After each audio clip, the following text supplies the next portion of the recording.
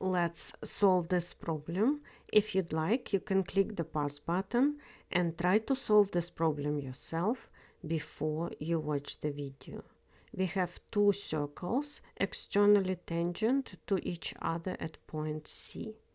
A common external tangent AB is drawn to them, where A and B are points of tangency.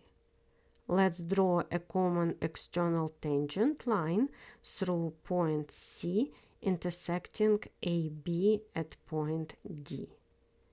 CD is equal to AD, and also CD is equal to BD, because two tangent segments that are drawn from the same external point are equal.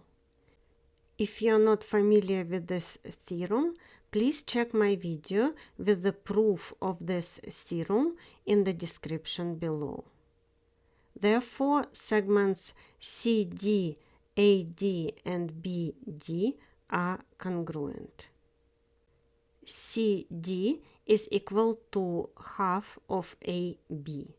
And since in a right triangle the median to the hypotenuse is equal to half of the hypotenuse, triangle ABC is a right triangle. Angle ACB is equal to 90 degrees. Thank you for watching. If you found this video helpful, please consider to subscribe to help my channel grow. Thank you.